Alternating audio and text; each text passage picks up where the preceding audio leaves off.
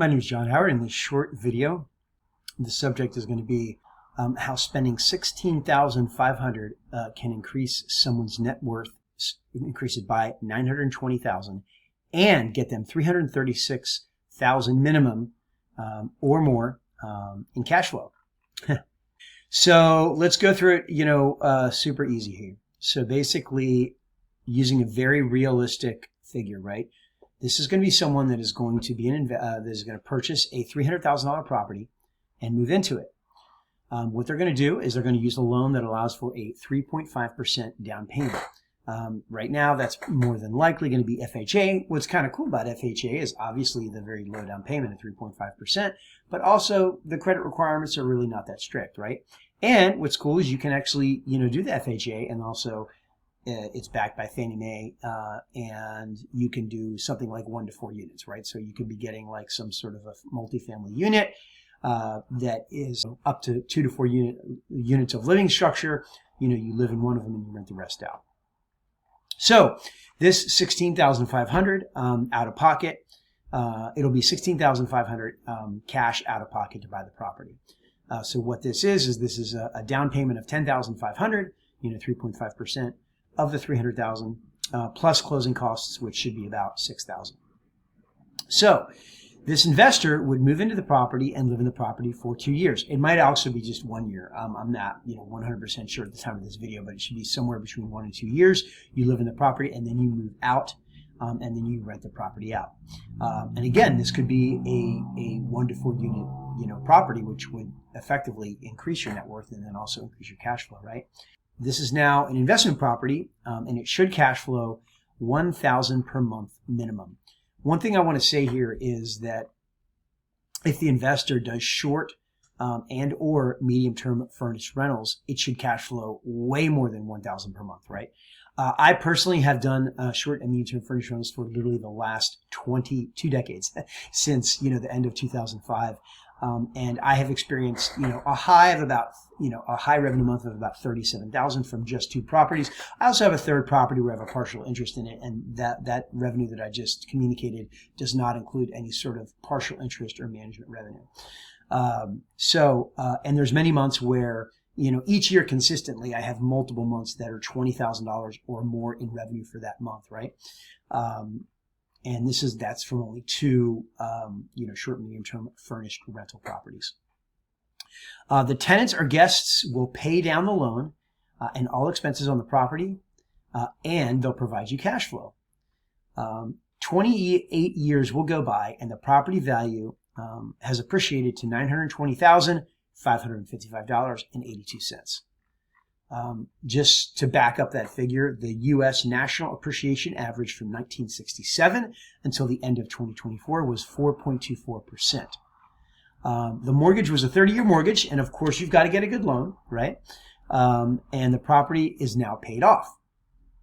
All those years, tenants or guests, in the case of short and medium-term furnished rentals, paid all expenses of the property, plus they provided you cash flow, plus they provided you property equity, plus they provided you tax benefits. Those tax benefits, in case you don't know, are depreciation, which anybody gets, even if you do like a long-term unfurnished rental.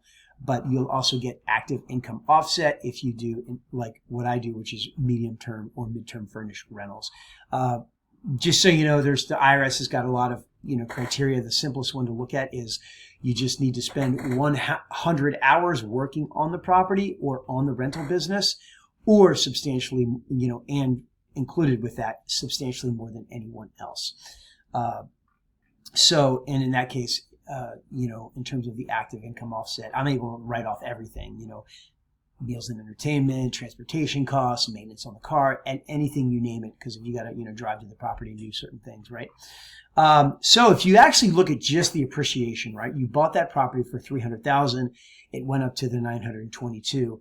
This is a 54x return, on your original investment of $16,500, not including cash flow or tax benefits. Just to give you context, I actually did, some posts and some videos recently on, the Case-Shiller Index, right? So if you actually take a look at it from 1995 all the way to 2025, the Case-Shiller Home Index was 309% from 1995 to 2025. Okay, so if you look at it from the perspective of like 309%, right, from 1995 to 2025, that's the U.S. national home price. That's basically just the home price appreciation. That doesn't factor in the fact that you're putting something like 3.5% down. If you look at the way that they've measured also the Nasdaq, the S&P 500, and the Dow, the Nasdaq during this time did 2,111% return. That's 21x. The S&P 500 did 1,008%. That's 10x, and the Dow did 874%. That's basically 8.5x, right? So if you actually do that math, it's like that's pretty wild. That's basically 54x for this 3.5% down investment on a property, right? Compared to the next closest thing, which is the Nasdaq at 21x. So that's more than double what you would have gotten in the Nasdaq during 30 years.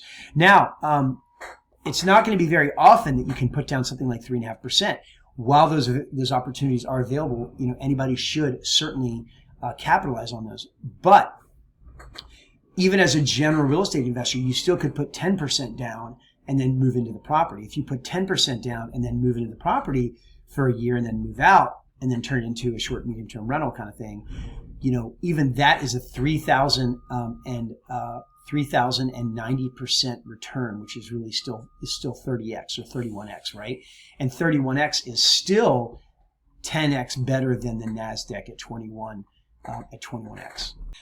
If you want to see my video on the Case-Shiller Home Price Index, comparing this to actually the Nasdaq and the S&P 500 and the Dow, you go ahead and just leave a comment and I can send you to it, or I can send you one of my posts, on LinkedIn. I do some posts on LinkedIn where I kind of do, some of this, I do this research and then provide this. But if you think about it, that's obviously pretty compelling, 54x. And again, that 54x, like I said, it doesn't, factor in tax benefits of depreciation and active income offset, and it doesn't factor in any rental income and cash flow. And if you do short, medium-term furnished rentals, you should do way more than, way more than $1,000 per month on each rental unit, right? So the whole thing is, if you actually do the math, here, I'll do the math on mine, right? I did the math on mine. So basically, if you factor in something like my places do consistently 150,000 to 200,000 a year, just two places. And again, I've got other partial interests in other places, but just the two places. If you factor that in, if I take out my mortgage, my principal, my taxes, insurance, and then even all the HOAs and the other costs, it's still going to be about 85,000 to 100,000 in free cash flow. If you actually do that, and then you multiply that times 28 years, that's basically almost $2.5 million. In cash flow, instead of what I said is the 336. So the point is that you can, just get a lot more revenue in cash flow if you do something like short and medium term rentals. Now, you might be in a situation where you have to kind of do renovations along the way, or you have to keep making improvements along the way, or you can kind of put some money in and do some, renovations, at the onset before you actually launch the property.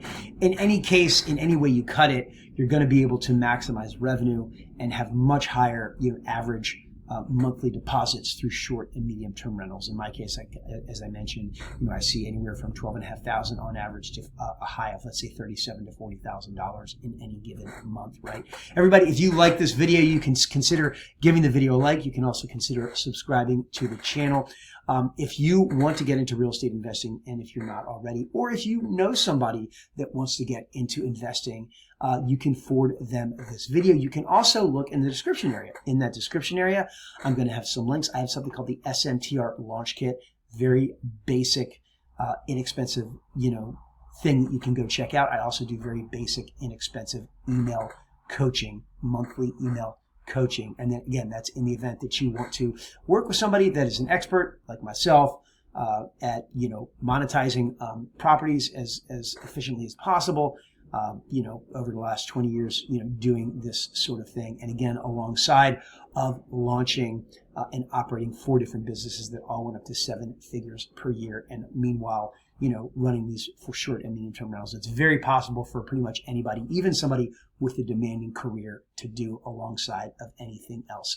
Again, thank you very much. You can like the video, you can subscribe to the channel, and have a great one.